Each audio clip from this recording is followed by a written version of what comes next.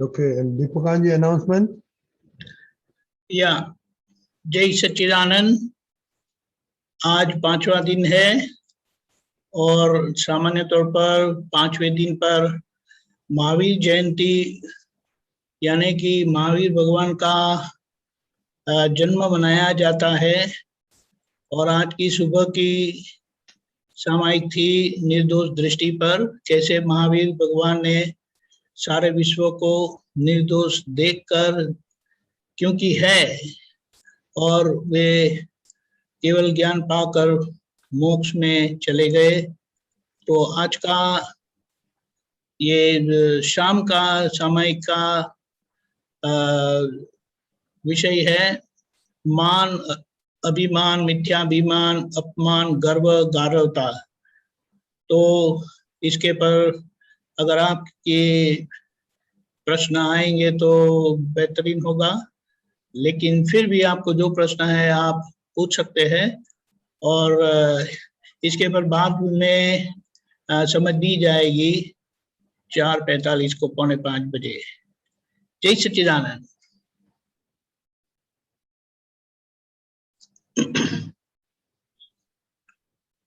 Who is going to follow Tri Mantra?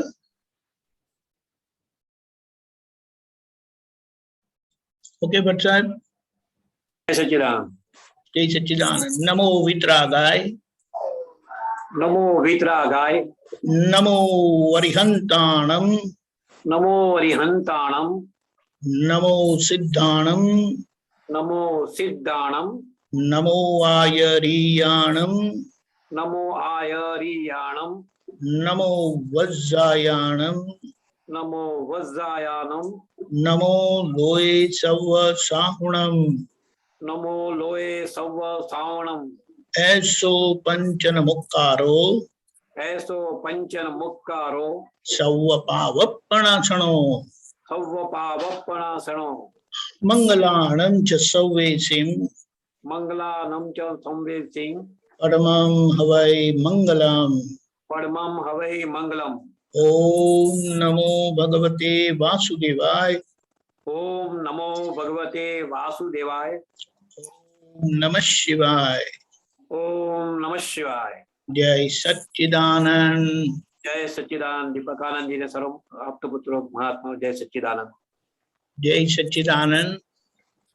अभी programme तो भरत आनंद जी का है, आशा रखना वो आ जाएंगे कुछ ही समय में। तब तक हम शुरू कर सकते हैं कि देखो कि संसार के सुख में दृष्टि मिलने के बाद भी परिस्थिति, क्योंकि हमें रास्ते में चलते हुए लोगों को यानी संसार में रहते हुए लोगों को यह ज्ञान मिला है, तो इसके कारण ये कमजोरी रह जाती है कि व्यवहार को समेटना, व्यवहार का समाधान करना बाकी है। तो उसके आधार पर ये जो संसार के प्रति जो भी हमें अभी भुगतान बाकी है और उसकी असर में हम बह जाते हैं, तो किस तरह से हम इसमें से बाहर आए जागृति से, आज्ञा से, तो उसके ऊपर हम सत्संग स्वाध्याय करेंगे। जय सच्चिदानंद।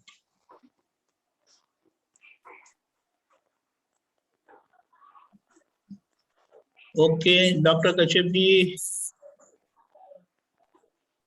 सबको जय सच्चिदानंद। रजनी जी जय सच्चिदानंद। दीपक आनंद जी जय सच्चिदानंद।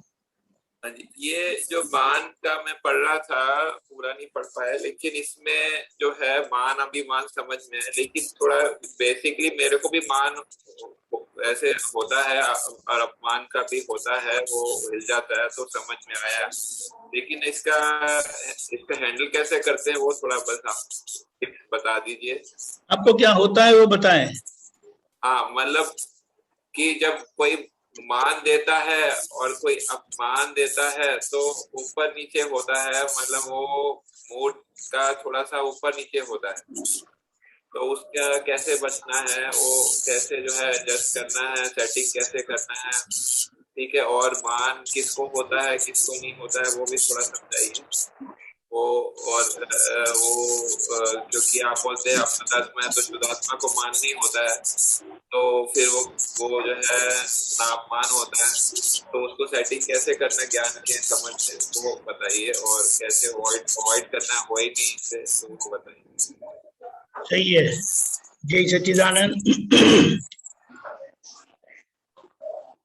निमेश आनंद जी।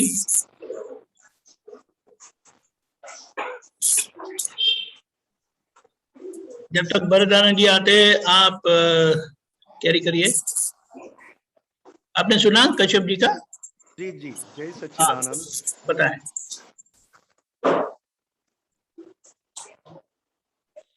मान ये बहुत ही हमारे अंदर खूब मीठा लगे ऐसी वीकनेस है। शुद्धात्मा होने के बाद ये भले ही भरा हुआ है, डिस्चार्ज है, और वो मेरा स्वरूप नहीं है, फाइल नंबर 1 का है, और फाइल नंबर 1 का मोक्ष करने के लिए ये सारा सामायिक और ये सत्संग स्वाध्याय रखा है। मैं शुद्धात्मा हूं, सभी हिंसक परमाणु से मुक्त हूं। मान अनंत जन्मों से हरेक को बहुत प्रिय लगता है, और मान की पहचान हो जाए, और मान की पहचान अच्छी तरह हम कर ले कि ये मान की वजह से मेरा शुद्धात्मा का सुख का स्वाद रुका हुआ है। जो दादा भगवान ने भी कहा कि माया क्या कहती है, मेरे 6 बेटे हैं, आप सभी को मार दोगे तो भी कोई बात नहीं, जब तक मेरा मान नाम का बेटा जीवित है तब तक वापस सभी बेटे मेरे जीवित हो जाएंगे। क्योंकि पूरा दिन आप देखोगे तो मान के लिए और अपमान से डरते हुए हम जीवन बिताते हैं। जैसे ही आपने कहा कि मान एक मेरी बहुत बड़ी वीकनेस है और बहुत चिकनाहट वाली मेरी फाइल है, ऐसा फाइल नंबर 1 को फिट हो जाए तो फाइल नंबर 1 ही खुद में पहचान लेंगे कि कहां कहां ये तो है ना। मान टूटता है तो कैसा कैसा रिएक्शन ये देता है। घर में कोई बात करे और अपने को मान न मिले, शादी में जाए, कोई प्रसंग में जाए और मान न मिले, आइए बैठिए कुछ न कहे, तो कैसा रिएक्शन आता है अंदर, और कैसे हिंसक परमाणु हमें किस तरह अंदर से और बाहर से जलाते हैं, ये देखने को मिलता है, जानने को मिलता है। और जितना जितना, जैसे मैं घर में हूं तो घर में मैं ट्रस्टी की तरह रह नहीं पाता, गेस्ट की तरह रह नहीं पाता। घर में हूं तो मैं भी ये घर का एक मेंबर हूं, मैं ऑनर नहीं हूं। ये न रहने के कारण मुझसे बहुत गलतियां होती है। लोगों को एडवाइस देना, लोगों को बुरा भला कहना, क्योंकि मान ऐसा है कि खुद को नीचे नहीं गिराए, दूसरों को नीचे गिराए, तब जाके मान को अंदर से खुराक मिले या तो मीठा स्वाद आए। इसके लिए तीर्थंकर परमात्मा महावीर भगवान ने भी 12.5 साल सूक्ष्मतर और सूक्ष्मतम, जहां पर ये मान बहुत अच्छी तरह था उसको पहचानने में पहचानते गए, आगे बढ़ते गए, पहचानते गए, आगे बढ़ते गए, मगर अपने अपने मन वाणी काया के अलावा, मतलब अपने एक पुद्गल के अलावा उन्होंने कहीं पे भी देखा नहीं, जाना नहीं, केवल खुद के पुद्गल को, मतलब खुद के मन वाणी काया को ही देखना, जानना, उसी में ही समय निकाला। क्योंकि हिंसक परमाणु कम होते जाए उतना शुद्धात्मा का सुख अनुभव में आता जाए। मान हर किसी को चाहिए। इसके लिए शिव भगवान को भी कैलाश पर्वत के ऊपर मान सरोवर के सामने बिठाया। ये देखो आप कैसा सिंबल रखा है। सिंबॉलिक मतलब कैसे समझ में आए। शिव भगवान मान सरोवर, और मान सरोवर इतना मीठा कि एक बार टेस्ट आ जाए तो फिर उसकी आदत छूटे नहीं। फिर भी शिव भगवान सामने बैठे, मगर मान सरोवर का एक भी बूंद भीतर चखते नहीं है। तब जाके उसको शिव कहा। शिव मतलब ज्ञानी पुरुष, मतलब अमर पद। हमने शुद्धात्मा प्राप्त कर लिया दादा भगवान की कृपा से। फिर भी हमारे मन वाणी काया जो परमाणु, जो हिसाब और जो माल भर के आए हैं, हिंसक हिंसक और हिंसक है। निकलते जाता है, डिस्चार्ज होते जा रहा है, और अपनी बहुत बड़ी इफेक्ट भुगतने के बाद, इफेक्ट देने के बाद वो जाते हैं। इसके लिए अपमान में हम जागृत रह पाएंगे, मगर मान में, क्योंकि मान मीठा है, उसमें जागृत रहना। और वो कैसा मीठा है तो कि खुद को बहुत अच्छा लगता है, मगर उसका रिएक्शन क्या है तो कि घर में किसी ना किसी का तिरस्कार कर देते हैं, घर में किसी ना किसी को उतार देते हैं। मान ऐसा है कि अपने को खुराक ना मिले, अपने को टेस्ट ना आए तो दूसरों को भी टेस्ट ना आने दे, ऐसा व्यवहार कर लेता है, होता भी है। जैसे मैं कहता हूं कि मेरा मान गवाया। कैसे गवाया तो कि आपने 2 गलतियां बताई, तो मैं मौका देखकर वो 2 गलतियां कैसे वापस करूं, और खुद के अंदर रहा कि मैं कुछ हूं, मुझे मान मिलना चाहिए, लोग मुझे ऐसे क्यों देख रहे हैं। तो ये ज्ञान लेने के बाद घर में ज्यादा हमारा मान के आधार पर जीते, और मान के आधार पर ही हमें ठेस पहुंचती है। और उसके बाद हम रिएक्शन भी वैसा ही देते जैसा हमें इफेक्ट में, मतलब मुझे जो दुख हुआ वो ही दुख हम सामने वाले को देने के लिए तैयार हो जाते हैं। खास करके घर में बात बात में उनको ऐसा लगे कि मैं जो कह रहा हूं वो परफेक्ट है। और मान में अगर ममत्व मिलजुल जाए, मान में अगर ममत्व मिक्स हो जाए तो उसको अभिमान कहा।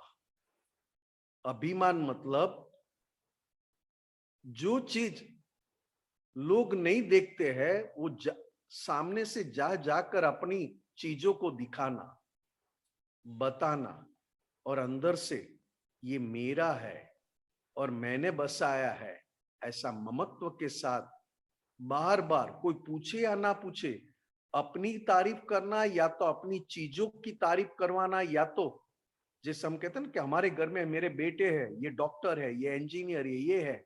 इसको भी दादा भगवान ने कहा अभिमान। ये मेरा डॉक्टर है, ये मेरा बेटा इंजीनियर है। तो कि वस्तु के प्रति और पुद्गल, खुद के पुद्गल का वेट बढ़ाने के लिए और खुद के पुद्गल की वैल्यू बढ़ाने के लिए, वेट बढ़ाने के लिए मान, अभिमान, मिथ्याभान, ये तीनों उसी की मेहनत में जुटे हैं। और जैसे जैसे आप पहचानोगे तो आप देखना, कोई अगर उसकी तारीफ ज्यादा करेगा तो हमें अच्छा नहीं लगेगा।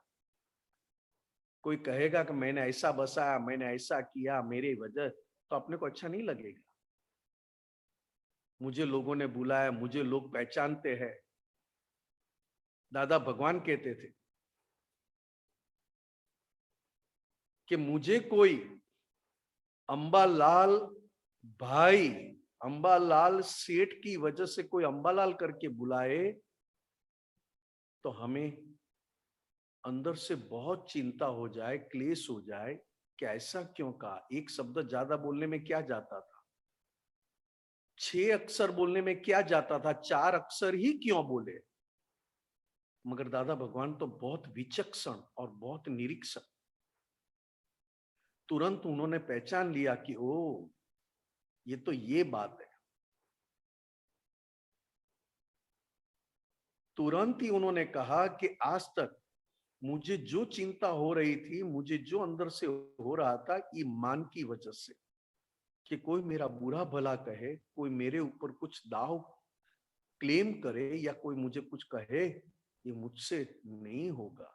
इसके लिए दादा भगवान जब छोटी उम्र में भादरण से बड़ौदा जाते थे और कोई उनके आसपास के पड़ोसी कुछ मंगाते थे तो बड़ौदा से लाते तो थे, मगर जितना दाम दिया था उससे कम दाम में उसको कहते थे, क्योंकि उनको जहां गए, जो दुकान में गए, उस दुकान से ही माल लेकर उतर जाना, निकल जाना। हालांकि उनके पड़ोसी तो 5-6 दुकान में बार्गेनिंग करके, भाव ताल करके बाद में लेते थे। तो जो मैं लाऊंगा वो तो वाकई महंगा निकलेगा, तो रेट कम करके और भी 1% रेट कम करके उनको बताते थे, क्योंकि मेरा कैसा दिखेगा। तो दादा भगवान कहते ये भी मेरा मान था, मुझे बहुत चुंबता था, क्योंकि मान एक कषाय शत्रु है, और मान जब नहीं मिलता है तो उसका वॉचमैन, मतलब उसको वॉच करने वाला, उसकी देखभाल करने वाला क्रोध है। जैसे लोभ का रक्षक कपट है, वैसे मान का रक्षक क्रोध है। क्योंकि तुरंत ही क्रोध खड़ा हो जाएगा, ऐसा है वैसा है, क्या समझते हो, आपको समझ में नहीं आ रहा है, मैंने कहा था, मीनू है। दोष पर दोष, दोष पर दोष होते जाते हैं, क्योंकि अंदर से हिंसक माल जब निकलता है तब हम जागृति में रह नहीं पाते।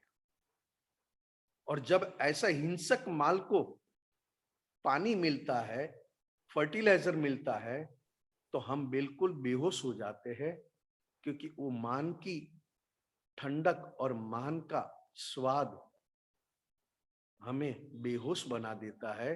शुद्धात्मा का सुख का स्वाद आने में वो एक अंतराय के रूप में काम करता है। भले ही वो डिस्चार्ज है, भरा हुआ है, फिर भी उसकी इफेक्ट है।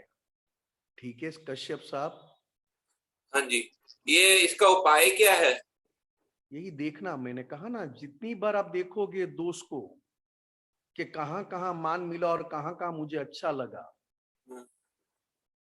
जितनी बार देखोगे, मतलब सामायिक, आज पूरी दिन में निमेश को कहां कहां कैसी कैसी ठंडक आई, तो क्या सबसे पहले मान के आधार पर मुझे कहां कहां ठंडक मिलती है, और जहां जहां मिलती है वहीं उसी को ही मिलने का मन होता है। तो वो मैंने सामायिक में देखा कि मान के कारण वहां जा रहा है, मान मिलता और मान के कारण उसको अच्छा लगता है। कि जितना देखा उतना मान की गांठ कम होती जाए, पिघलती जाए, पिघलते पिघलते पिघलते। या तो दादा भगवान ने 2 तरीके से कहा कश्यप जी। हाँ जी।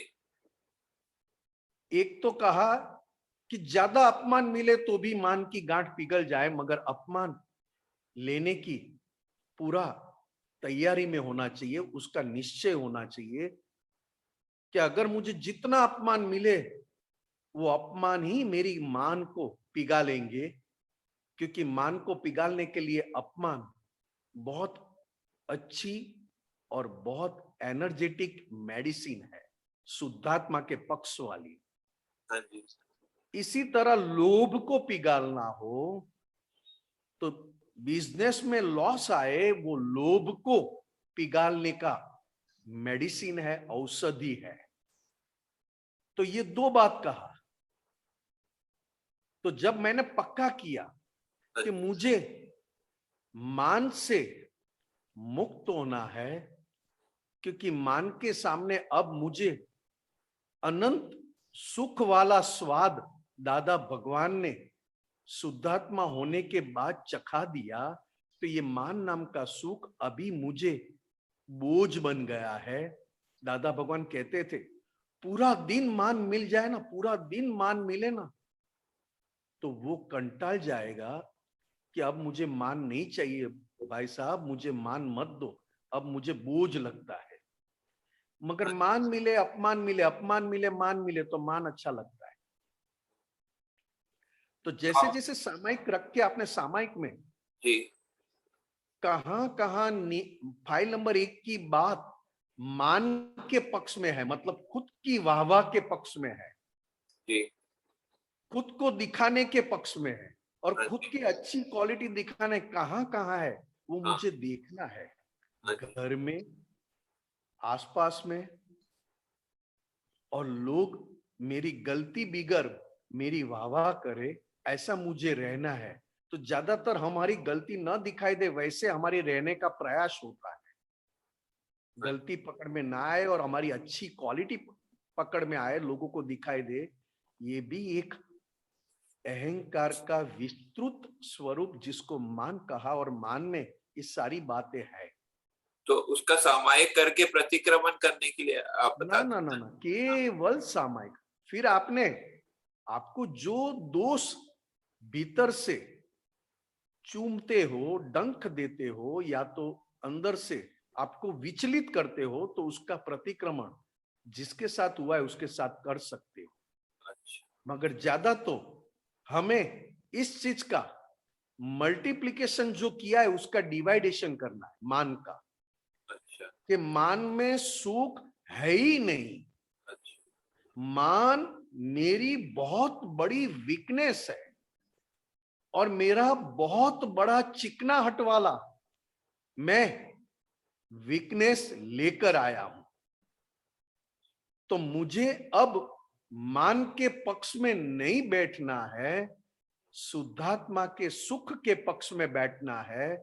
ऐसा तय किया तो मान समझ में आता जाएगा कि पूरे दिन में हम कैसे अच्छे दिखाई दे, मतलब खुद के प्रकृति के मान के पक्ष में रहते। ठीक है, जी समझ गया, धन्यवाद। जय सच्चिदानंद साहब। જય સચ્ચિદાનંદ. ભરતાનંદજી આવી ગયા છે, આપણે એનો લાભ લઈએ. નિમેશાનજી ખૂબ ખૂબ આભાર. જય સચ્ચિદાનંદ. जय सच्चिदानंद। સુરેશજી. जय सच्चिदानंद। जय भरत भाई। सच्चिदानंद, जय सच्चिदानंद।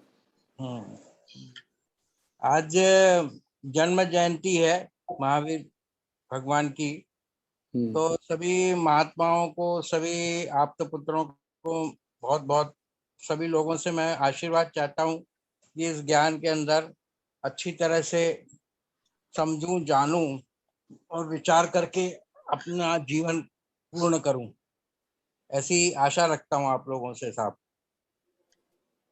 कभी कभी तो ऐसा लगता है कि ये जो मान, अपमान, क्रोध, मान, माया, लोभ, ये सब खरे का है साहब। तो जो खरे भरा करके लेके आया, क्योंकि रिलेटिव में हमेशा रहता हूँ कि रिलेटिव क्या क्या सोचता है, क्या क्या करता है। क्योंकि रिलेटिव का जब कभी अपमान होता है या मान होता है या कुछ भी होता है, क्योंकि वो सब उसका हिसाब है। ये दादा ने जो हिसाब शब्द दे दिया, तो उसमें बड़ा आनंद आता है सब समझने से कि ये हिसाब है भैया उसका। तो क्योंकि जब बम्बई में जन्मा, मैं वहीं पे पढ़ाई लिखाई करी, कई कंपनियों में एज ए कंसल्टेंट करके गया, चाहे वहाँ टेक्निकल डायरेक्टर हो चाहे कोई भी हो। मगर मैं जब जाता था तो कई लोग वाह वाह करते थे और कई लोग हाय हाय करते थे सब, कि आ खरे खोटो आई गयो हमारी कंपनी में। तो मान अपमान तो मेरा बहुत जगह होता था, मगर मोस्टली मान मुझे ज्यादा मिलता था। तो ऐसा सोचता रहता हूँ। अब ये जैन का कभी कभी सोचता हूँ कि महावीर स्वामी ने ये जो जैन धर्म का मैंने झंडा फहराया अपने देश में और मोक्ष मार्ग दिलाया, तो वो अकेले ही मोक्ष को गए साहब। उनकी ताकत नहीं थी कि अपनी पत्नी और पुत्र को भी ले जाएं। तो कभी कभी ऐसा भी प्रश्न आता है कि मैंने सिर्फ अपनी अकेले ही गए, रावण भी अपना अकेला गया मोक्ष के लिए। तो ये, और आप लोग सभी को मोक्ष का रास्ता बता रहे हो कि भाई इस तरह से भी मोक्ष आप लोग जा सकते हो। तो कभी कभी प्रश्न उठता है कि इतने बड़े महावीर स्वामी ने अपने मैंने किसी रिलेटिव को नहीं बताया ये मार्ग कि भाई तुम लोग भी, मैं जो तो जा रहा हूँ 12 साल वो किया तब, तो तुम लोग भी जा सकते थे। तो वो अकेले ही चले गए, और अभी तो आप लोग सबको ये मार्ग दिखा रहे। और फिर गीता एक अलग हमारी हिंदू धर्म में बताती है मोक्ष के लिए साहब, कि कृष्ण कहता है कि अर्जुन से कि तुम आपका जो प्रश्न है ना, सीधा स्ट्रेट फॉरवर्ड आपका प्रश्न कर लो। तो ये मेरे समझ में नहीं आता कि मोक्ष, टाइम कम है ना आज, इसलिए। हाँ। तो ये मोक्ष का थोड़ा बताओ ना साहब, ये कैसे क्या जा सकते हैं? ये सब लोग हिंदू धर्म में भी वाले भी जा सकते हैं और जैन धर्म में भी वाले खरे साहब कैसा है, हाँ, कि मोक्ष में जाने का तो है ही नहीं। मोक्ष में जाने का है, आप शुद्धात्मा हो गए, वो पक्का है कि नहीं है? वो तो हो गए। तो शुद्धात्मा मोक्ष स्वभाव ही है। अच्छा। तो मोक्ष में जाने का नहीं है। ये तो व्यवहार में सब लोग बोलते हैं मोक्ष में जाने का, मुक्ति चाहिए। नहीं, अभी एक आप तो मोक्ष में जाने का उनका मतलब, नहीं मेरी बात सुनो, मोक्ष में जाने का उनका मतलब क्या है कि आप खुद जो है, आपका जो निज स्वभाव है, वो निज स्वभाव में आप आ गए, तो वो मोक्ष बोलते हैं।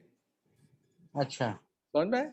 और दूसरा क्या है कि आपको ये दृष्टि मिल गई कि मैं शुद्ध आत्मा हूं जी, आपको ये दृष्टि मिल गई मैं शुद्ध आत्मा हूं, मगर खरे साथ में रहा कि नहीं रहा? तो खरे है साथ में, तो बाय रिलेटिव पण खरे है, आप ना नहीं है। तो खरे का जो डिस्चार्ज इगोइज्म है ना, वो जब खत्म हो जाएगा तभी उनका मोक्ष हो गया, ऐसा बोलते हैं व्यवहार में समझने के लिए। तो अभी किसका निकाल करने का है? आत्मा तो मोक्ष स्वरूप ही है, मगर एक खरे जो है, जो भरा हुआ माल लेके आया है, तो उनका माल खत्म होता जाएगा। और दूसरा क्या है, आपने जो आपका पूरा बताया कि मैं यहाँ डायरेक्टर था, टेक्निकल डायरेक्टर था, ये था, मान मिलता था, अपमान मिलता था। ये कुदरत का नियम कैसा है कि आदमी के पास ये दृष्टि नहीं है, ये निश्चय दृष्टि की प्राप्ति नहीं हुई है, और उनको मान की जगह अपमान मिलता है चारों ओर से, तो वो नपट हो जाता है। नपट? हाँ, नपट समझते ना? नहीं समझते। और हाँ, लियट हो जाता है। और उनके बाद दृष्टि है, अच्छा, और अपमान मिलता है, तो फिर वो अपने पद में ज्यादा स्थित हो जाता है। समझ में? अभी आपको भान हुआ कि मैं शुद्ध आत्मा हूं, अभी आपका कोई अपमान करे तो आप अपने शुद्ध आत्मा की गद्दी पे आ जाएंगे, मैं शुद्ध हूं, मेरा अपमान नहीं किया, तो खरे का किया है। बराबर। और ऐसे करते करते आपको मान की भीख नहीं रही, तो कोई आपको मान भी नहीं देगा तो भी आपको इफेक्ट नहीं होगी। बिल्कुल बिल्कुल बिल्कुल। मगर जहां तक अपमान का भय है, वहां तक वो उनका डर लगता है। मान की भीख है, वहां तक अपमान का डर लगता है। तो आपका जो प्रश्न था कि मोक्ष में जाने के लिए, तो क्या आपको अभी ये भान हुआ कि मैं शुद्धात्मा हूं, तो आपको मोक्ष स्वरूप की प्राप्ति होगी। और खरे का जो पार्ट है वो अभी धीरे धीरे दिन प्रतिदिन वो भरा हुआ माल खत्म हो जाएगा। वो सारा माल खत्म हो गया तो खरे का जो निकाली अहंकार है उनकी मुक्ति हो गई, तो फिर उनका मोक्ष हो गया। और आप तो मोक्ष स्वरूप ही है, समझ में? पहले भी मोक्ष स्वरूप थे और अभी भी मोक्ष स्वरूप है। पर पहले मोक्ष स्वरूप थे मगर बान नहीं था। अब ये बान हो गया कि नहीं, मैं शुद्ध आत्मा हूं और मुझे कुछ भी ये स्पर्श नहीं करता है, ये सबसे मैं मुक्त हूं, तो मैं मोक्ष स्वरूप हूं, ऐसा ये बान हो गया। नहीं नहीं, ये जो कभी कभी कहते हैं ना आप तो पुत्र लोग के बे जन्म मुक्ति थई, जैसे बे क्या बोलते हैं वो उसमें, हाँ, एकावतारी ज्ञान। हाँ कोई हाँ, एक तो अवतार वो क्या होता है, कोई बताते हैं बे अवतार होता है। मैंने जो बात बताई उसमें आपको समझ में आ जाएगा। हम्म ये खरे का जो निकाली अहंकार है तो एक दो होता में उनकी मुक्ति हो जाएगी, हम्म समझ में? खरे का जो निकाली अहंकार है वो अहंकार पूरा डिचोल हो गया। अहंकार नहीं रहा तो फिर कुछ क्या रहा, सिर्फ आत्मा रहा। हम्म। फिर सिर्फ आत्मा रहा। नहीं नहीं, अभी कभी कभी तो ऐसा लगता है कि खरे का मान अपमान क्रोध मान माया ये सब पूरी यहीं पे जला दी जाएगी सब। हाँ, तो अच्छी बात है ऐसा ना, लगता है। यहाँ सब खत्म हो जाए तो बहुत अच्छी बात है। हाँ थोड़ा बाकी बच जाए तो दूसरे जन्म में इनका निकाल हाँ, कर वो दो। राग भी नहीं लेके जाएंगे हम लोग।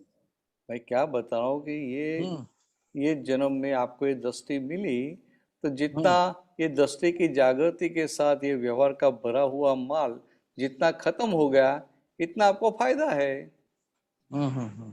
तो फिर एक अवतार ही हो जाएंगे, 2-3 अवतार ज्यादा नहीं लेना पड़ेगा। तो आपका भी पुरुषार्थ यही होना चाहिए कि 5 आज्ञा में रहकर ये खरे का जो व्यवहार है, उनका जो व्यवहार सामने आ रहा है, तो आपको ये निश्चय दृष्टि के साथ, इसमें शुद्धात्मा वो जागृति के साथ ये खरे का व्यवहार सब खाली होता रहे, तो आपका बहुत बड़ा काम हो गया। तो एक अवतारी हो जाएंगे। और बीच बीच में ऐसा नींद आ जाएगी तो थोड़ा 1-2 अवतार ज्यादा हो जाएगा। नहीं नहीं, नींद किसको आएगी? खरे को।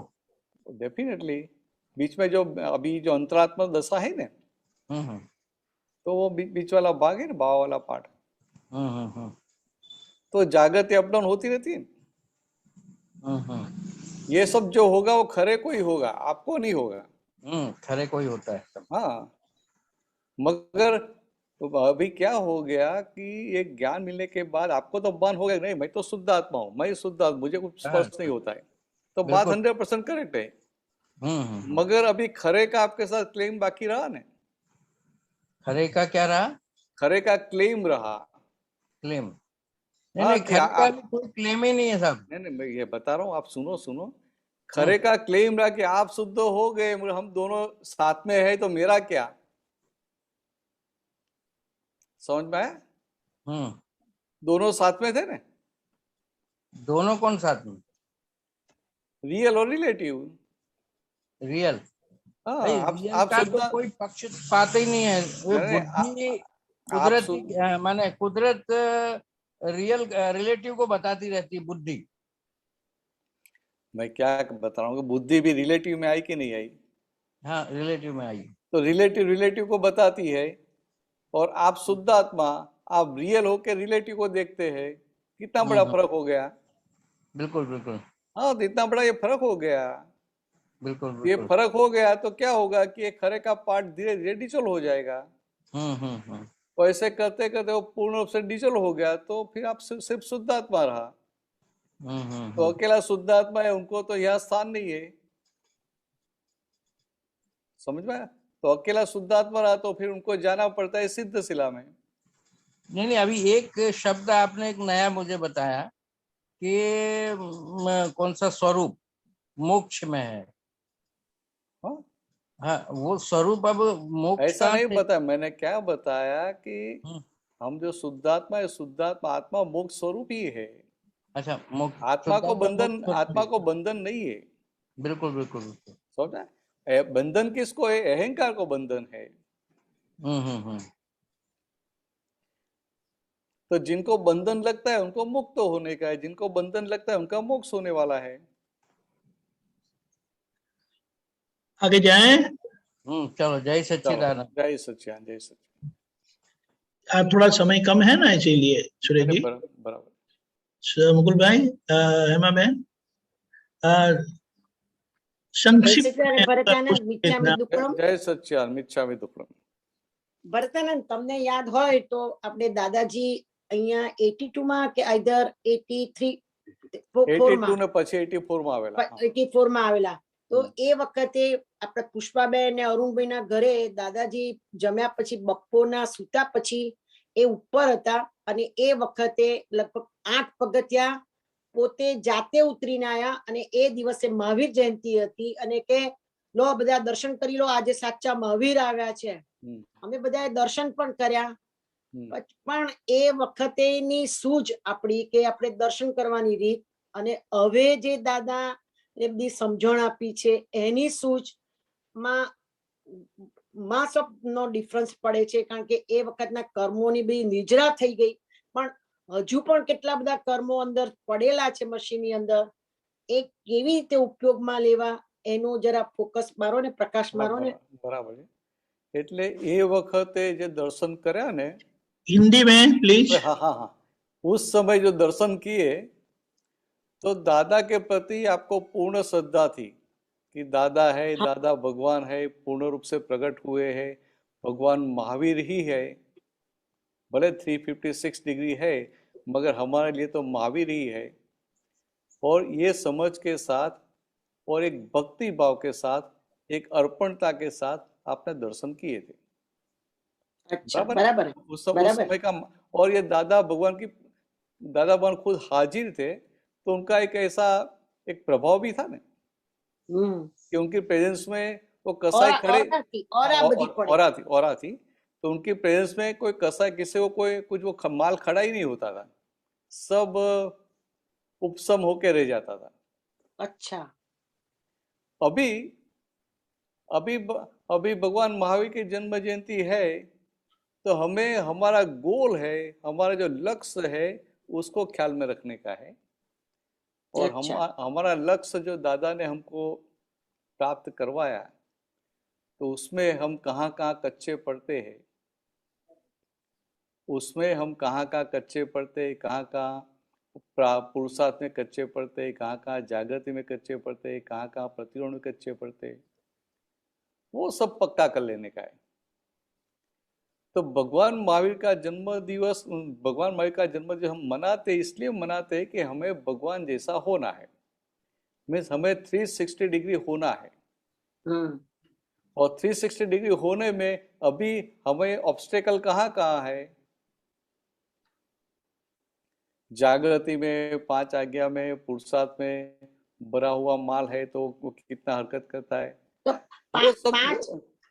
5 આજ્ઞા દાદાએ 100% આપી છે, પણ એક ક્રિયાકારી આપી છે।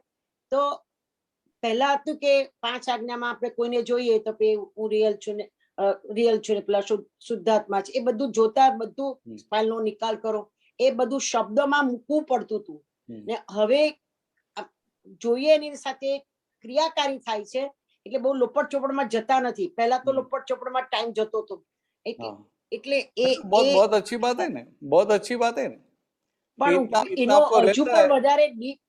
आपको रहता है, नहीं इतना आपको रहता है तो बहुत अच्छी बात है, बहुत सुंदर बात है। मगर हम ज्ञान में आगे प्रोग्रेस कर रहे हैं, उनका सबसे बड़ा प्रमाण क्या है, थर्मोमीटर क्या है कि हम भगवान महावीर की दशा की ओर प्रगति कर रहे हैं, उनका प्रमाण क्या है? तो भगवान महावीर तो वर्धमान थे, ऐसे डे बाय डे वो वर्धमानता को प्राप्त करते करते 360 डिग्री हो गए, केवल ज्ञान खुला हो गया। मगर हमारा प्रमाण क्या है? तो कि सबसे पहला फर्स्ट स्टेप तो कि पूरा दिन हमारी निराकुलता बनी रहे, बराबर। सेकंड स्टेप हम 5 आज्ञा में रहे, बराबर। अभी 5 आज्ञा में रहे तो सब अपनी अपनी लैंग्वेज में लेके जाएंगे, बराबर। तो 5 आज्ञा में रहेंगे तो 5 आज्ञा में रहने का परिणाम क्या आएगा? तो कि जितना हम 5 आज्ञा में रहते हैं इतने हम अपने शुद्धात्मा पद में हमारी स्थिरता रहेगी। तो शुद्धात्मा पद में कितनी स्थिरता बनी रहती है उनका सबसे बड़ा थर्मोमीटर है। બરાબર છે हेमाबेन तो समझ में आया? બરાબર છે પણ જે तो ऐसे discharge हम जो मानते हैं कि 5 आज्ञा मेरे 5 आज्ञा में, मैंने ऐसा नहीं देखने का, रिजल्ट क्या आया वो देखने का। અચ્છા હું સીટ સીટ જોવાની આપણે શુદ્ધાત્માની तो સીટ हम हमारे सीट पे स्थिर हो गए वो प्रमाण है। પણ તમે આમ જોશો કે કર્મોની જે નિજરા થાય છે મશીનમાં દેખાય આપણને કે આપણા બધા વિચાર જો સ્ટોપ થતા નથી પણ એમાં જ્ઞેય તરીકે જોઈએ પણ એ જે ફ્લો છે એટલો બધો ફ્લો હવે તો છેલ્લે છેલ્લે નીકળે છે કે પ્રતિક્રમણો કર્યા કરો છે એટલે બાધા ભરે નીકળે છે પણ એમાં કઈ જગ્યાએ પોલ વાગી જાય છે એ જરા સમજણ પાડો। इसमें क्या होता है कि ये सब जो फ्लो है ना, फ्लो में जहां जहां हमारा अभी भी इंटरेस्ट रह गया है वहां हम कच्चे पड़ जाते, बाकी का सब तो हम सामान्य भाव से देखते रहते हैं। बस जहां जहां इंटरेस्ट है, जहां जहां रुचि है, मानो कि लक्ष्मी में इंटरेस्ट है, मान में इंटरेस्ट है, घूमने में इंटरेस्ट है, कोई हमें प्रेम से बुलाए उसमें इंटरेस्ट है, तो ऐसे बहुत सारी चीजें ऐसी है कि हम जानते हैं कि ये नहीं होना चाहिए, फिर भी भीतर से इंटरेस्ट गया नहीं है। हाँ वो खाने में इंटरेस्ट है तो गया नहीं है, वो इंटरेस्ट जाता है। तो अभी क्या होगा, तो अभी कितना हो सकता है कि पीछे का इंटरेस्ट लेके आए हैं मगर ख्याल में आना चाहिए कि भाई अच्छा। खाना खाते हैं तो अच्छा खाना मिलता है तो मन को आनंद होता है, अच्छी बात है। अच्छा समझ में, खाना आपकी रुचि के हिसाब से मिल गया तो मन को आनंद होता है, बहुत अच्छी बात है। मगर जब नहीं मिलता है तो पता चलता है कि जब मिला तब हम आज्ञा में रहे थे कि नहीं रहे थे। बराबर।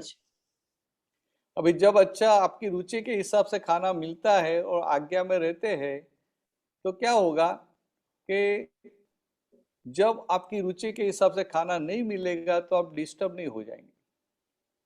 अच्छा। जब इस समय जब रहेगा कि व्यवस्थित तो उधर भी रहेगा कि व्यवस्थित। आगे जाए। हाँ हाँ हाँ आज समय की मर्यादा है थोड़ी। हाँ हाँ जय सच्चिदानंद। जय सच्चिदानंद। काजल बहन।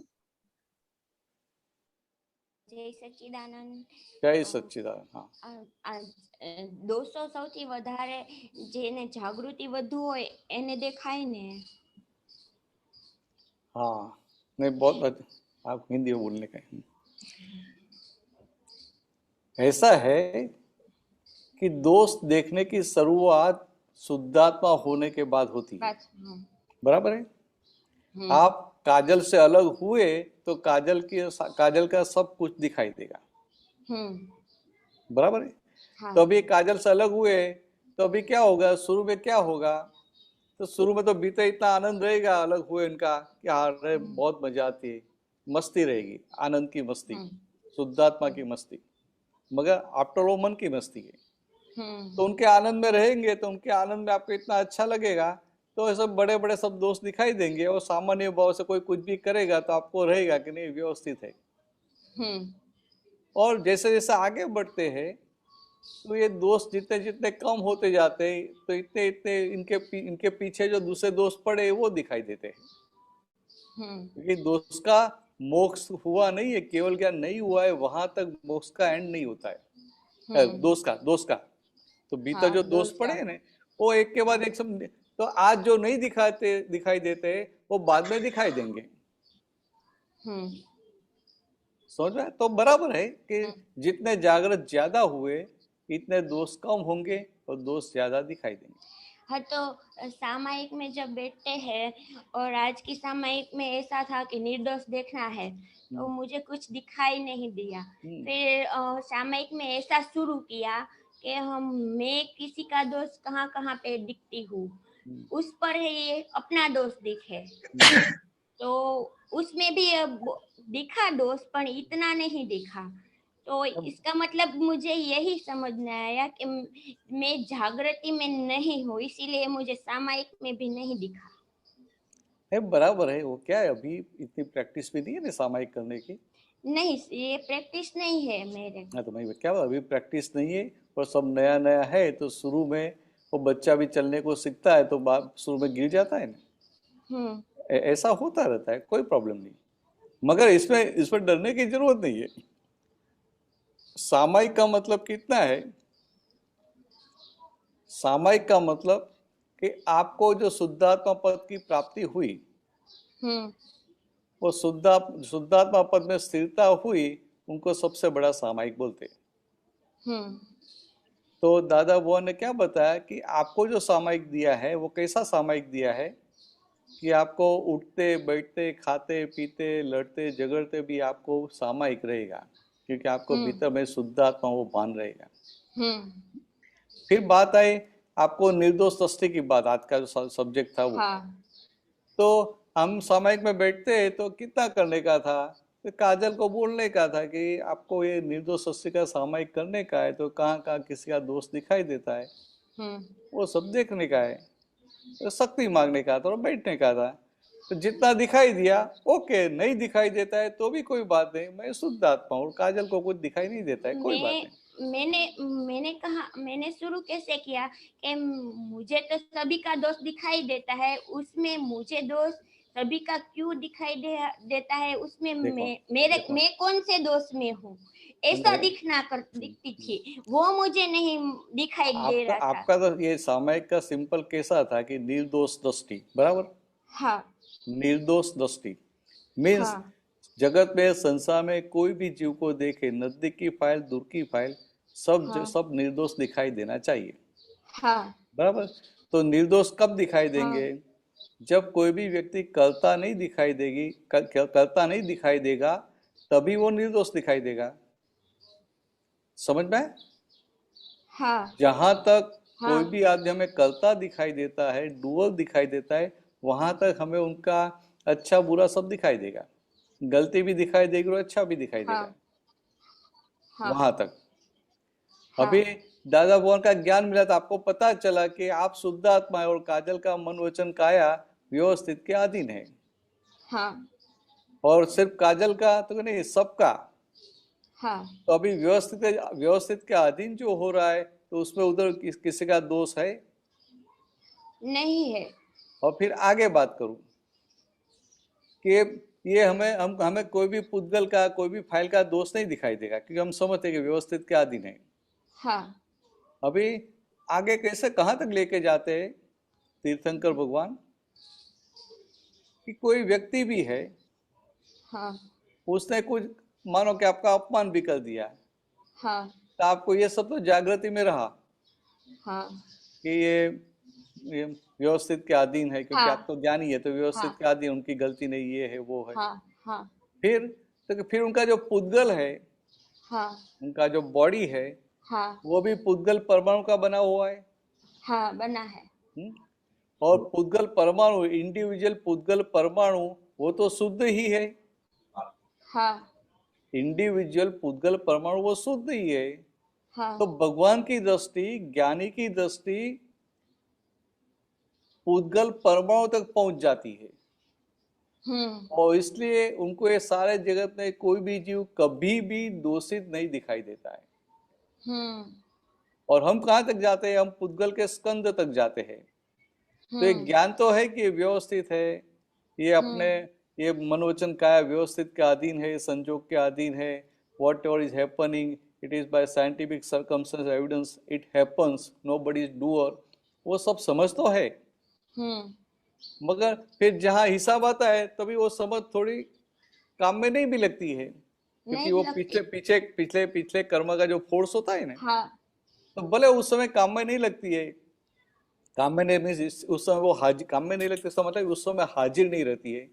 मगर 5 मिनट 10 मिनट 1 घंटे के बाद तो हाजिर कर सकते हैं। तो इतना कर लेने का बहुत हो गया। नहीं, मैं तो सामायिक की बात कर रही हूँ ना।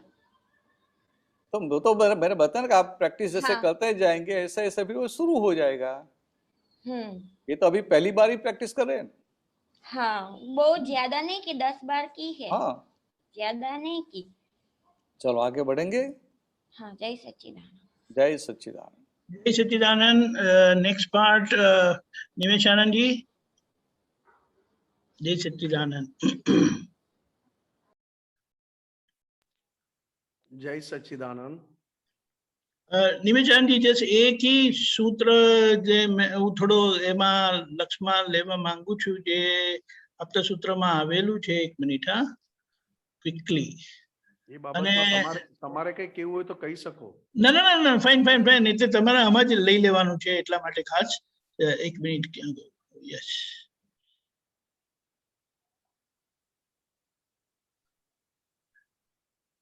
આ જે દાદાનું સૂત્ર છે ને,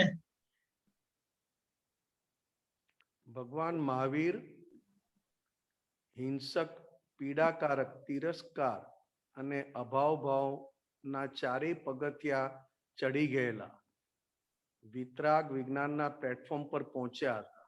જી જી. અને આજના જે ટોપિક છે ને, માન અપમાન, જે એમણે પાર કરેલું.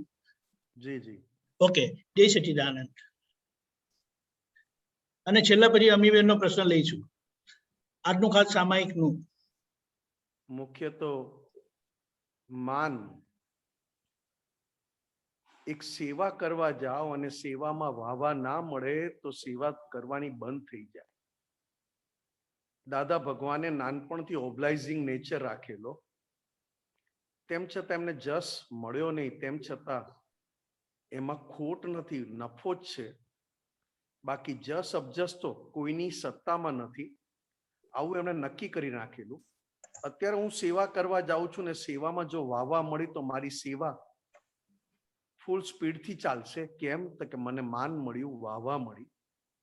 અને સેવા કરતા કરતા જો 2 જણાએ મારી ભૂલ કાઢી, ઘરમાં મેં કોઈ કામ કર્યું અથવા ઘરમાં મેં કોઈ ડિસિઝન લીધું અને ઊંધું પડ્યું અને બધાએ કીધું તો મારું ડિસિઝન બીજી વાર લોકો સ્વીકારે કે ના સ્વીકારે પણ હું ડિસિઝન આપતો બંધ થઈ જઈશ. અથવા તો બીજા ઘરના ક્યારે ડિસિઝન આપે ને ક્યારે ખોટા પડે એની લાગ જોતો, પછી એ વરસે જાય અને 2 મહિનામાં થાય. કારણ કે માન એ ક્રોધ અને માન એ દ્વેષના પાયા પર છે અને માયા અને લોભ એ રાગ છે. એટલે જ્યારે આ વસ્તુ હણાય છે અથવા આ વસ્તુને કોઈ પણ રીતે બ્રેક કરવામાં આવે છે ત્યારે અંદરથી રિએક્શન ચાલુ થાય છે અને રિએક્શન પોતાના ઘરમાં હાલતા ચાલતા અને એ પણ બની ગયા પછી વારંવાર બોલવામાં આવે છે. કારણ કે એક જ વાક્ય છે, જગત ભોગવતું નથી ફક્ત અપમાનના ડરથી. કારણ કે અપમાન ન મળે, ઘરમાં ના મળે, બહાર ના મળે, એ ડરમાં ને ડરમાં ને જાગૃતિ ને જાગૃતિમાં મને માન કેવી રીતે મળે. ત્યારે દાદા ભગવાનનું ઊંધું હતું. પોતાની અંદરની પ્યોરિટી કઈ રીતે વધારું, તો કે નક્કી કર્યું કે મને આખા દિવસમાં 1 અપમાન મળશે તો હું જાણીશ કે મારો દિવસ નકામો નથી ગયો, અને વારંવાર અપમાન મળશે તો હું ત્યાં જઈને જ બેસીશ. કારણ કે માન આ અંબાલાલ મુરજીભાઈ પટેલ માંથી નીકળી જાય તો અંબાલાલ મુરજીભાઈ પોતે જ અંદર બેઠેલા દાદા ભગવાન જેવા પ્યોર થઈ જાય. અંદર બેઠેલા દાદા ભગવાન પ્યોર છે, શુદ્ધાત્મા પ્યોર છે, પણ જેના થકી કામ થવાનું છે એ વસ્તુ વચ્ચે અડચણરૂપ છે. તો કે આખું જગત 2 જ વસ્તુમાં, આ મેં નવી ગાડી લીધી, આ મેં નવો બંગલો લીધો, આ આવું કરાવ્યું, આ આમ કરાવ્યું, આવું થયું. માન અભિમાન, માન અભિમાન.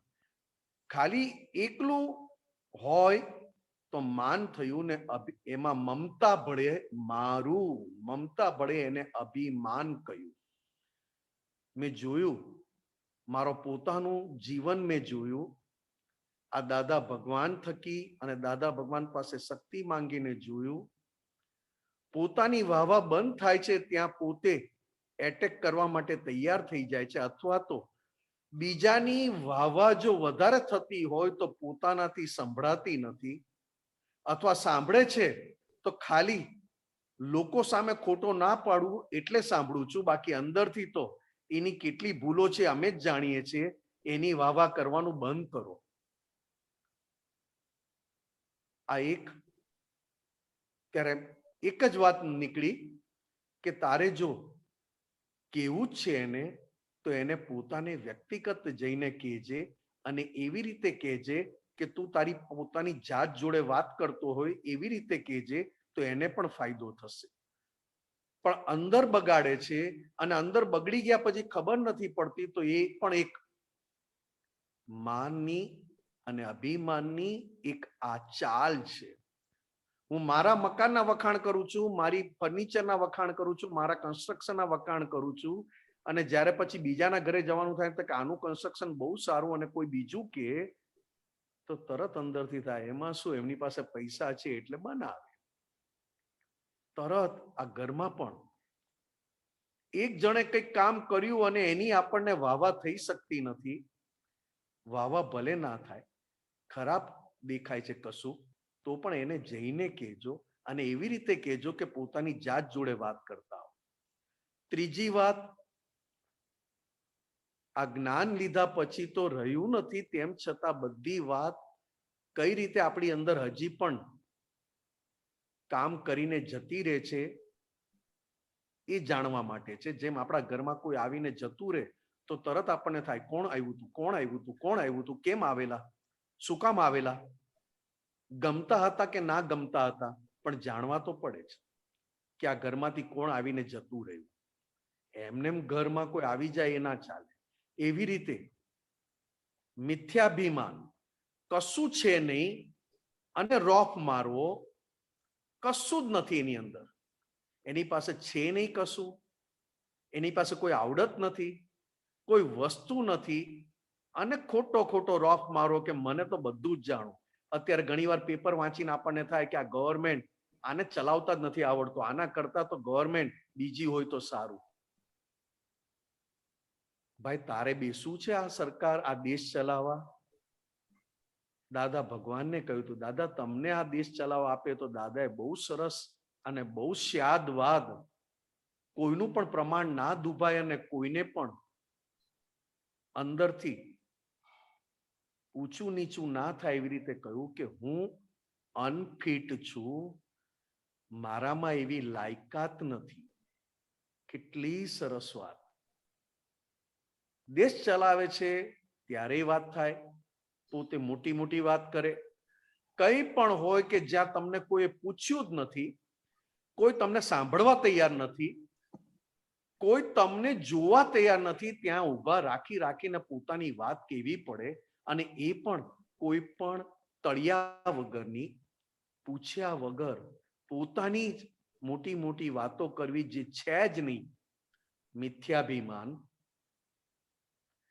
આ બધા એવા છે કે આપણને બહુ અંદરથી મસ્તીએ ચડાવે, એવી ઠંડક આપે, એવી ઠંડક આપે બોલવામાં, જોવામાં, કહેવામાં કે આપણને ખબર ના પડે કે ક્યારે હું કોના પક્ષમાં આ વાત કરું છું.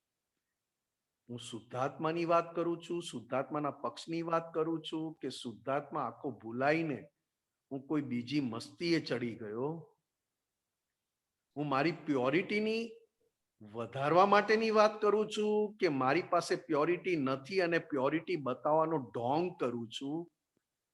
અત્યારે આ પંચમારામાં કળિયુગમાં ઠેર ઠેર આ ચાલે. એટલે જ દાદા ભગવાનની ઓળખાણ કોઈને થઈ નહીં, દાદા ભગવાને પોતાની પ્યોરિટીની ઓળખાણ બધાને બતાવી, દેખાડી, અનુભવાવી ત્યારે થઈ. કારણ કે કળિયુગમાં આટલો ચોખ્ખો માલ હોય નહીં અને આટલો ચોખ્ખો માલ વેચવા આવે એની પર કોઈ વિશ્વાસ કરે જ નહીં. કારણ કે દરેક જણ પોતાની વાહવા કરે છે. આ કળિયુગનું એક લક્ષણ છે. ચોથી વાત રહી ગર્વ. ત્યારે કૃપાળુ દેવે અને દાદા ભગવાને પૂતગલનો ઉદય છે, પૂતગલની ક્રિયા છે અને પૂતગલના ઉદય પ્રમાણે એની ક્રિયા અને એના કર્મ ચૂકવાય છે. સારું થયું તો મેં કર્યું, મારા લીધે થયું, મેં એડવાઇસ આપીને એનું કામ થયું, મેં કીધું તું એટલે જ આ કામ થયું અને આ મેં કર્યું છે. ત્યારે કૃપાળુ દેવે બહુ સમય પસાર થઈ ગયા પછી, વર્ષો પણ લખેલા છે કૃપાળુ દેવે કે આટલા વર્ષ ગયા પછી અમારે જોરથી બોલવું પડ્યું. આ તો દાદા ભગવાન કે છે, કૃપાળુ દેવની વાત દાદા ભગવાને કરી કે જ્યારે ઘણા વર્ષો પૂરા થયા પછી એ મટ્યો ઉદય કર્મનો ગર્વ રે. એટલા બધા ઉલ્લાસથી, એટલા બધા આનંદથી પરમાર્થ અનુભવ કરતાની સાથે, કારણ કે પોતાના ઉદય કર્મની વાહવા અને પોતાના ઉદય કર્મની ઠંડક, એનો ગર્વ લેવો અંદરથી એના માટે કે મેં કર્યું, હું રાઈટ ટાઈમ જાઉં અને રાઈટ ટાઈમ આવું, તો કે કહેવાનો વાંધો નથી, પણ કયા પછી અંદર તારે નોર્મલ થવાનું છે. આ કયાનો અંદર સ્વાદ ચાખવા માટે કહેવાનું નથી. કયા પછી તને અંદર કોઈ સ્વાદ ના આવે તો કહેવાની છૂટ છે. પણ ઉદય કર્મનો ગર્વ, ઘરમાં પણ એ ગર્વ શું કરે તો કે પોતાનું સારું બતાવે અને ઘરનાને થોડોક નીચો પાડે. આખું પદ એનું છે જે અત્યારે મુકાયું, ધન્ય રે દિવસ આ અહો. આખું એનું છે વાત. આ ખૂબ સમજણ માંગી લે છે, કારણ કે શુદ્ધાત્મા થયા અને હું શુદ્ધાત્મા છું ને મને શુદ્ધાત્મામાં જ સંપૂર્ણ શ્રદ્ધા બેસી ગઈ છે અને સંપૂર્ણ મને શુદ્ધાત્મામાં જ હવે અનુભવ થાય છે. ત્યારે દેહની ક્રિયા, વાણીની ક્રિયા અને મનની ક્રિયા, આ ત્રણેય ક્રિયાને હું જોનારો છું. પણ જયારે આ ત્રણની ક્રિયા થાય ને મનથી થતી, મનમાં આવેલો ઉદય, મનમાં ઉદય કર્મનો ઉદય થવો અને એવા વિચારો આવવા, એવો અંદર આનંદ થવો, ત્યારે એમ થાય કે મને આવ્યા, મને સારા વિચાર આવ્યા. મન મારા હાથમાં છે તો કે નથી. તો મનને જોવાનું મારા હાથમાં છે તો કે 100%. મનથી જુદા રહેવાનું તો કે 100% હાથમાં છે. એ તો દાદા ભગવાને પ્રાપ્ત કરાવી દીધું. આજે સત્સંગ કર્યો, વાણી નીકળી, વાણી એવી નીકળી અને લોકોએ 2-3 જણાએ કીધું ઓહો શું વાણી, શું વાણી. કહું ખરા કે આ તો દાદાની કૃપા છે, પણ અંદર તો પાછો લાડવો. કહું ખરા કે શું ખબર નહીં, મને પણ દાદાની એવી કૃપા કામ કરે છે, સત્સંગ થઈ જાય છે અને મને ફાયદો થાય છે. પણ તેમ છતાં પેલો ચસ્કો એકવાર ચાખ્યો એટલે કે, અને જો પાછું કોઈ આવીને કહ્યું કે આજે તમે સત્સંગ કર્યો પણ કઈ સમજણ ના પડી, તમે બોલ્યા જ કરતા હતા ને કઈ ભાન જ ના પડી, તરત જ મને થાય કે હવે બીજી વાર સત્સંગ ન થાય તો સારું. આપણે આપણું કામ કાઢી લેવું છે, આપણે કોઈને સમજાવવા જવા નથી. એટલી ડાહી વાત અંદરથી કરે. આ ગર્વ લેનારો ગર્વના પક્ષમાં કેવી ટ્રીક રમે. ઘરમાં કેવા જાય ને ઘરના સાંભળે નહીં, અને ઘરના જો સામે થાય એ જુદી વાત છે, બાકી ઘરના સાંભળે નહીં. તરત અંદર થાય કે કોઈને કશું કેવું નથી, આપણે શાંતિથી બેસી રહેવું, આપણે શાંતિથી બેસી રહેવું. બેઠો હોય પણ અંદરથી બેઠો ના હોય, વારે ઘડી અંદરથી કૂદતો હોય, ઊભોય ના થયો હોય, કૂદતો હોય કે લાગ મળે ને હું કંઈક કહું. આ ગર્વના પક્ષમાં રહીને એની વિરુદ્ધમાં અંદરથી આપણા ઘરમાં જોજો. એટલે દાદા કે કમાયો તો કે હું કમાયો, અને ખોટ ગઈ તો કે મેં નથી કરી. એટલે દાદા આગળ જતા જતા જતા શુદ્ધાત્મા થયા પછી આ મન, વાણી અને કાયાની ઉદય કર્મને ઉદય કર્મ સ્વરૂપે જોવું કે આ તો ફાઇલ નંબર 1 નો ઉદય છે. અત્યારે સત્સંગમાં વાણીનો ઉદય છે. એકલો બેઠો હો ત્યારે મન જોડે હોય, અને જ્યારે કામ કરવાનું જવા આવવાનું હોય ત્યારે દેહનો ઉદય હોય, દેહનો. પણ એમાં આપણે ક્યાં આવ્યા, ક્યાં છીએ? તેમ છતાં બીજાનો ઉદય જોઈને તરત બોલવાની ઈચ્છા થાય છે. એ બતાવે છે કે અંદર ગર્વ છે કે મેં કર્યું ત્યારે બરોબર થયું હતું, મેં કર્યું ત્યારે કોઈને કશું કેવું નહોતું પડ્યું, હું જ કરી બતાવું છું. બહુ ચાલે, ઘણું બધું. પણ જ્યારે સામેવાળાનું કંઈક ઊંધું દેખાય અથવા કંઈક ભૂલ કરે અથવા કંઈક ન ગમે ત્યારે તમે જોજો ગર્વ શું કરાવે છે. ગારવતા. આટલા બધા સાથે સામાયિકમાં લેવાના છે. ગારવતા લોભની પણ હોય, માનની પણ હોય, મોહની પણ હોય, અને ચોખ્ખું છૂટું પાડ્યું છે સ્ત્રી વિષય, પુરુષ વિષય. એ ગારવતા સમાન છે. ગારવતા એટલે એક ભેંસ ગરમીમાં, અતિશય ગરમીમાં, કાદવમાં, તળાવમાં જઈને બેસે છે, જેમાં કંપનીનું ખરાબ પાણી, કેમિકલ વાળું પાણી, જે આજુબાજુની માટીને ઉખાડીને એ કેમિકલ કાદવ બનાવે ને એ કાદવમાં ભેંસ જઈને બેસે, અને એ ઠંડક એને બહુ ગમે. એને ગંધ પણ ના આવે, કશું ના આવે, કારણ કે ખૂબ ગમે. ત્યારે એનો માલિક એને બહારથી લીલું ઘાસ બતાવે, ગોળ બતાવે, દાણા બતાવે, તોય જુએ ખરા, ઈચ્છાય થાય, પણ અંદરથી એમ જ થાય કે આ જે અત્યારે ઠંડક છે એવી ઠંડક એ નથી. ભલે લીલું ઘાસ બતાવ્યું, ગોળ બતાવ્યો, દાણા બતાવ્યા, દાણ બતાવ્યા, ના નીકળાય. કારણ કે એટલી બધી મીઠાશ, એટલી બધી મીઠાશ, લોભમાં મીઠાશ. એમને બેઠો એને રૂપિયા હોય તો એને એમ થાય કે બસ સરસ. એ ગારવતા થાય. એને જ્ઞાનમાંય આગળ ના ચલાય. એટલે કહેતા હતા પ્રતિકૂળતા ઉપકારી માનજો, અપમાનને મહા મહા ઉપકારી માનજો. કે આજે મને અપમાન મળ્યું એટલે હું મારા જેવો પુણ્યશાળી કોઈ નહીં. દાદા ભગવાન અપમાનની રાહ જોતા હતા અને મને એમને મળે છે. એવી જ રીતે લોભની ગારવતા લોભમાંથી બહાર નીકળવા ના દે. માનની ગારવતા માનની ઠંડક લીધા વગર બહાર ના નીકળવા દે. અને ઊંચામાં ઊંચી બળતરા કરાવે, અંદર ભાન ભૂલાવે, અંદરથી દ્વેષ એના ફળ સ્વરૂપે હોય છે.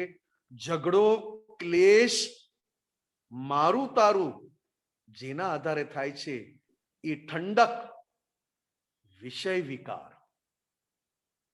કારણ કે એ એક ભેંસ કાદવમાં, તળાવમાં કાદવવાળા પાણીમાં બેઠી હોય એમ આ કાળમાં આ પણ એક એવી જ ઠંડક છે. એટલે દાદા ભગવાને કહ્યું કે ઠંડકમાં, જ્યાં ઠંડક મળશે ત્યાં એને વારંવાર મજા કરવી ગમે. પણ એનું ચૂકવવાનું શું આવે તે જાણતા નથી. એનું પાછું વળતર શું આવે અથવા તો પાછું આપવાનું શું આવે તે જાણતા નથી. એટલે દરેક વસ્તુમાં આપણને મસ્તી એ ચડાય છે. કારણ કે આપવાની વાત જ નથી, આપવાનું જાણતા નથી. આનું પરિણામ શું આવશે અથવા આનું રીપેમેન્ટ અથવા તો આને મારે કઈ રીતે ચૂકવવાનું છે જાણતા નથી. એટલે આની મજા બહુ ચડે. એટલે દાદાએ કહ્યું કે આ બધા ઠંડક આપે, ખૂબ અંદરથી એર કન્ડિશન જેવી ઠંડક આપે. દાદા કહે ને કે એર કન્ડિશનમાં બેઠો હોય ને એને બહાર નીકળવું ગમે જ નહીં.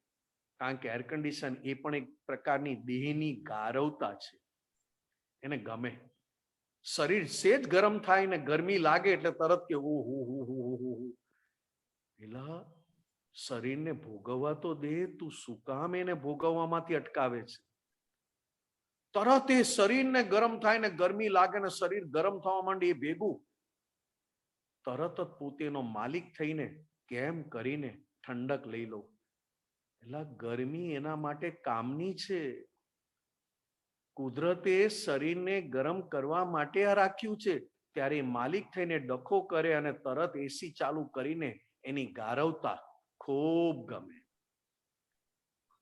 દાદા કે ગારવતા ગારવતા એમાંય પૂતગલ, આ દેહને જીતવો અથવા પૂતગલને ઓળખવું, શુદ્ધાત્મા થયા પછી પોતાના પૂતગલનો મોક્ષ કરવો, પોતાના પૂતગલને 100% પ્યોર કરવું, એ ખૂબ નિશ્ચય સાથે જાગૃતિ કામ કરવી જોઈએ. નિશ્ચય અડગ હોય અને જાગૃતિ જોડે હોય. એટલે દાદાએ કહ્યું, અને આપણે બધા આજે આ પર્યુષણમાં ભગવાન મહાવીર સ્વામીનો જન્મ દિવસ ઉજવે છે, એ તો એક રાખ્યો છે, એક પ્રસંગ રાખ્યો છે. 8 દિવસમાં એક પ્રસંગ ભગવાન મહાવીર સ્વામીના જન્મ દિવસ તરીકે રાખો, એટલે બધાને જે જન્મ દેવ દેવીઓ ઉજવે, ઉચ્ચ કોટીના દેવ દેવીઓ ઉજવે, તે આ નિમિત્તે આપણને ઉજવવા મળે, એ રીતે આમાં રાખ્યો છે.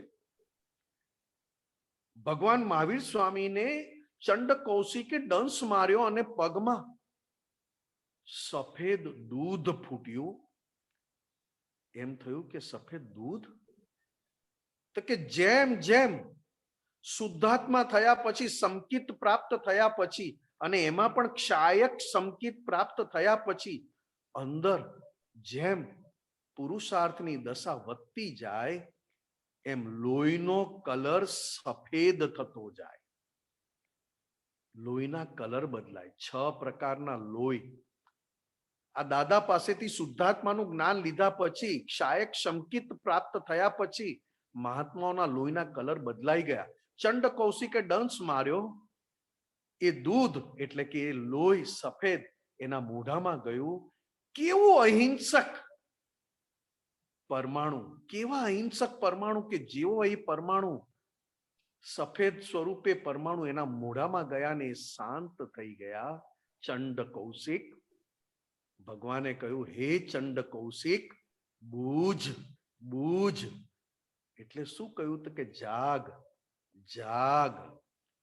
હવે આ ના પાલવે આપણને, આ દ્વેષ, આ વેર અથવા સામેવાળાના દોષ જોવા, સામેવાળાને ખૂબ વેર ઝેરથી જોવા અને વેર રૂપી અગ્નિથી મુક્ત થા. ભગવાનની વાણી સાંભળીને એટલી મીઠાશ અને હૃદયની તિર્યંચના જીવોને પણ ઠંડક આપે. તે ચંડ કૌશિક તિર્યંચ, પંચેન્દ્રિય પણ તિર્યંચ તરત બૂઝ્યા કે હવે મારે મારું કામ કાઢવું છે. એ ચંડ કૌશિક નાગ ગરડા થયા, સુકાતા જાય.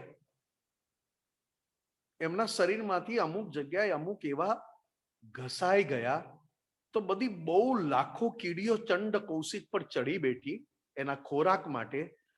ચંડ કૌશિકે જાણ્યું તું, ખબર હતી કે જો હું એક જ પડખું ફરીશ ને બધી કીડીઓ મરી જશે. મને કરડી શકે એવી એમનામાં તાકાત નથી, પણ હું ખાલી એક જ ફરીશ ને તો લાખો કીડીઓ મરી જશે. ચંડ કૌશિક કે છે, જે છે જેવું છે ચૂકાવી દેવા દો, કારણ કે શરીર ગમે તેવું સાચવીશ તો શરીર મને છેલ્લે અસ્ત થઈને મને છોડીને જશે, કારણ કે શરીર વાળો ભાગ મારો પોતાનો નથી. તો આ શરીર મારું શુદ્ધાત્માના પક્ષમાં વપરાય, આ શરીર મારું શુદ્ધાત્માની કમાણી કરવામાં વપરાય, તો એમણે એક પડખું ના ફર્યું, એ પૂરો હિસાબ ચૂકવવા દીધો અને આગળ વધ્યા. આ ભગવાન મહાવીર સ્વામી પોતાનું કામ અને પોતાના માટે નીકળેલા 12.5 વર્ષ, હજી કેવળ જ્ઞાનને વાર હતી. 12.5 વર્ષ પછી 42મા વર્ષે એમને 42 વર્ષ ને 42 વર્ષે એમને કેવળ જ્ઞાન પ્રગટ થયું. એ પહેલા તો ભગવાન જેને જ્યાં મળે એનું કામ થતું, કારણ કે શુદ્ધ પરમાણુ, અહિંસક પરમાણુ, પોતાના પૂતગલ સિવાય ક્યાંય દ્રષ્ટિ નહીં. સામે વાળો તો શું કરે છે તો કે એની સત્તા જ ક્યાં છે, એ તો મને કેવળ જ્ઞાન તરફ લઈ જવામાં એ મને મદદરૂપ થાય છે, એટલે એ ઉપકારી છે. આજની સામાયિક આટલા પૂરતી કે આ દ્રષ્ટિ આ રીતે રાખી અને પોતાની અંદર જોવાનું છે કે અંદર મને કોણ રોકે છે છૂટા રહેવામાં. હું શુદ્ધાત્મા છું, એટલે કે નિમેષ અને નિમેષની ક્રિયા એ જુદી છે, અને હું શુદ્ધાત્મા અને મારી શુદ્ધાત્માની ક્રિયા જુદી છે.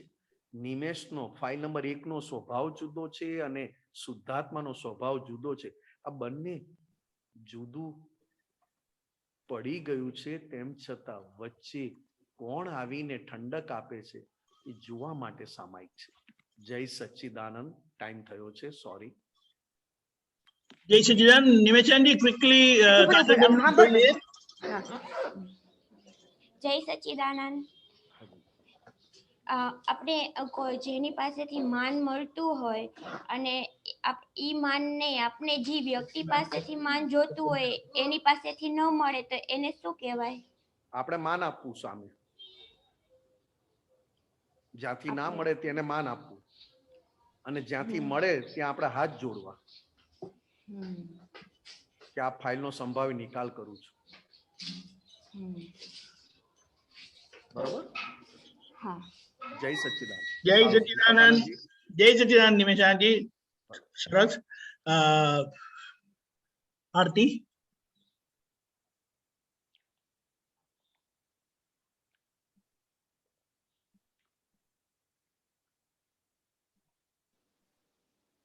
જય સચ્ચિદાનંદ. પ્રત્યક્ષ દાદા ભગવાનની સાક્ષીએ વર્તમાને મહાવીરે ક્ષેત્રમાં વિચરતા તીર્થંકર ભગવાન શ્રી સિમંદર સ્વામીને અત્યંત ભક્તિપૂર્વક નમસ્કાર કરું છું. જય સિમંદર સ્વામી. પ્રભુ તીર્થંકર વર્તમાન મહાવીરે ક્ષેત્રે વિચરતા, મહાવીરે ક્ષેત્રે વિચરતા ભરત ઋણાનુબંધ. જય સિમંદર સ્વામી. દાદા ભગવાન સાક્ષી પહોંચાડું નમસ્કાર. સ્વામી પહોંચાડું નમસ્કાર. પ્રત્યક્ષ ફળ પામું, પ્રત્યક્ષ ફળ પામું. માધ્યમ જ્ઞાન અવતાર. જય સિમંદર સ્વામી. પહેલી આરતી સ્વામીની ઓમ પરમેષ્ટિ પામે.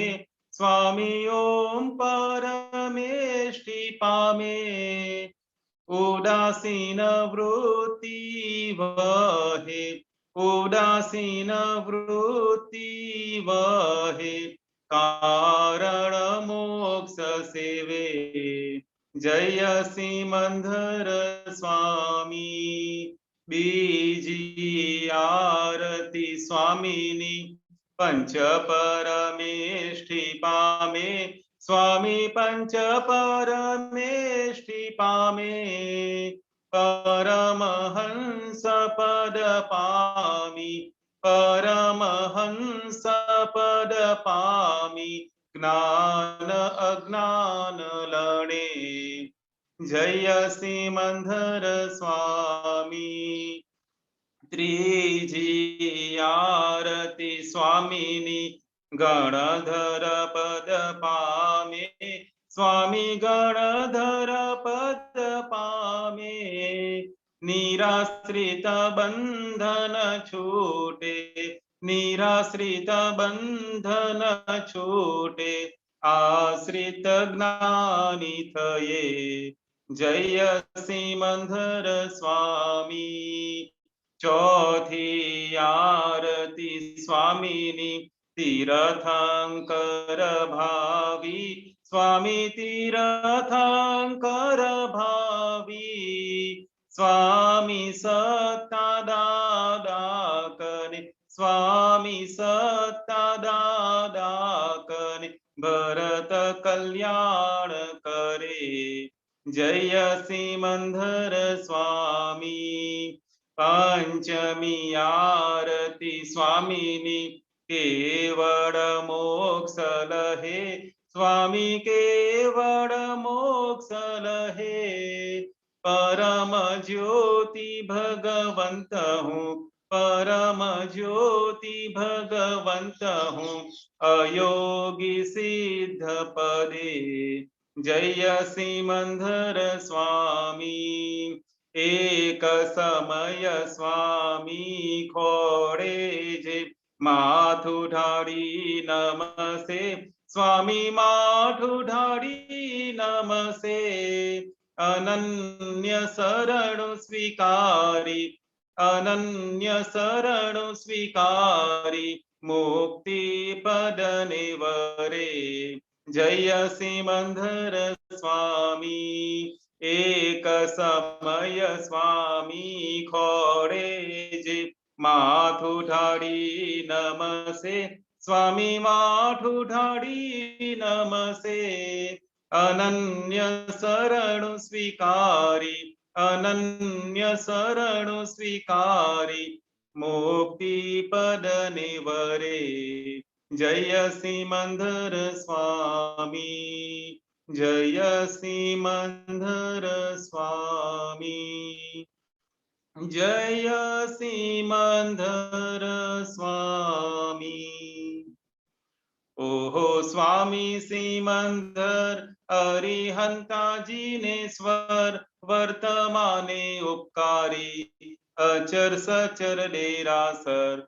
ओहो स्वामी सिमंदर अरिहंता जिनेश्वर वर्तमाने उपकारी अचर सचर डेरासर अचर सचर डेरासर।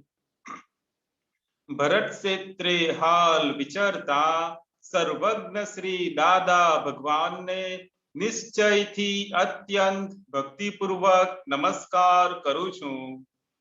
जय दादा भगवान दादा संगमेश्वर भगवान आरती करी जीवताड़े आरती करी जीवताड़े रुद्र आर्त्य अपध्यान। जय दादा भगवान प्रगट दीवो वा दादा केरो जग प्रकाश मान करे।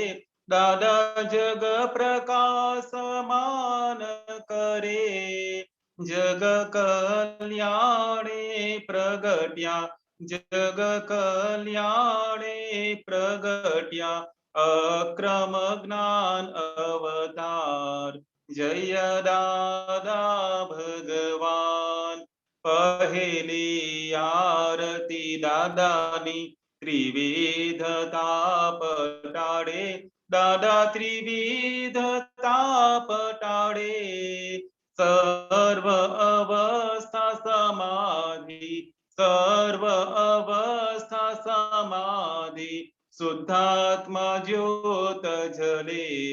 जय दादा भगवान बीजी आरती दादानी केवड़ दर्शन करे दादा केवड़ दर्शन करे।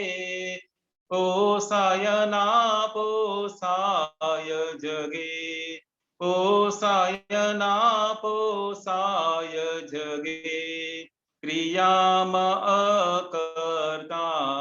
जय दादा भगवान त्रिजी आरती दादानी केवड़ ज्ञान पामे दादा केवड़ ज्ञान पामे। स्वसंवेदन शक्ति स्वसंवेदन शक्ति ब्रह्मांड प्रकाशे स्वयं। जय दादा भगवान चौथी आरती दादानी અડીઠ તપ કરે દાદા અડીઠ તપ કરે જ્ઞાન અજ્ઞાન ભિન્ન ભેદી જ્ઞાન અજ્ઞાન ભિન્ન ભેદી સ્વચારિત્ર લહે જય દાદા ભગવાન પંચમી આરતી દાદાની કલ્યાણ ભાવ વાવે દાદા કલ્યાણ ભાવ વાવે તીર્થંકર પદ પામી તીર્થંકર પદ પામી જગ કલ્યાણ કરે જય દાદા ભગવાન દાદા આરતી કેવળ જે કોઈ ગાસે દાદા જે કોઈ ગાસે એક કૃપા અમી દ્રષ્ટિ એક કૃપા અમી દ્રષ્ટિ તરણ તારણ તારે જય દાદા ભગવાન દાદા આરતી કેવળ જે કોઈ ગાસે દાદા જે કોઈ ગાસે એક કૃપા અમી દ્રષ્ટિ એક કૃપા અમી દ્રષ્ટિ તરણ તારણ તારે જય દાદા ભગવાન જય દાદા ભગવાન જય દાદા ભગવાન દાદા સંગમેશ્વર ભગવાન જ્ઞાનાંજન હે પરમાનંદમ હે દાદા જય સતચિત આનંદ નિરંજન સિદ્ધ અરિહંતાણમ હે દાદા તે મૂળથી ચરમ સ્પંદ મુખ મુદ્રામન હરજન વલ્લભ મુરલી મનોહર જ્ઞાન સુધામૃત બાહ્યાંતર નીર ગ્રંથિ સમરસ દશાઅહો વિતરાગ અનુપમ આત્માનંદી પુષ્ટિ વચન બળ નિષ્કામી કરુણામય પલ પલ પ્રગટ દીવો આ જ્યોતિ ઝળહળ જગ આખાનું તાળો દળ દળ પ્રગટ દીવો આ જ્યોતિ ઝળહળ જગ આખાનું તાળો દળ દળ નિરભેદિયા અબુધ પડછંદ અનંત ગુણ જય સચ્ચિદાનંદ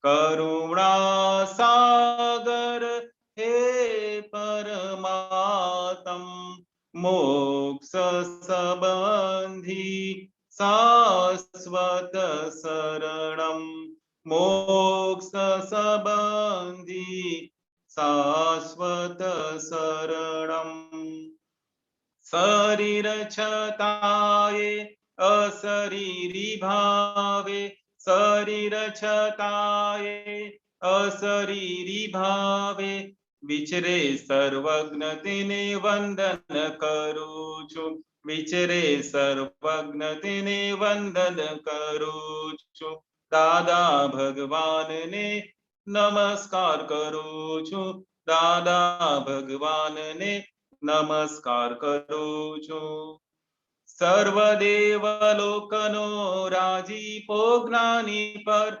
તેથી જ મહાત્માઓ ફરી શકે નીડર કોઈ પણ મહાત્માને ઉપસર્ગ આવે ત્યારે કોઈ પણ મહાત્માને પરિસહ આવે ત્યારે દાદાજી ધરે છે બેવ હાથો, મોકલે છે લશ્કર આખો, મોક્ષદાન સાથે અભયદાન ખાસું, હૃદય કમળમાં દાદા જ સ્થાપું, મૂર્તામૂર્ત મોક્ષની જ્ઞાન ભક્તિ પ્રાથુ, મૂર્તામૂર્ત મોક્ષની તંદુરસ્તી પ્રાથુ, આ સિદ્ધ મંદિરની તંદુરસ્તી પ્રાથુ, આ સિદ્ધ મંદિરની તંદુરસ્તી પ્રાથુ, દાદા દાદા બોલતા ન ઠાકુર, દાદા દાદા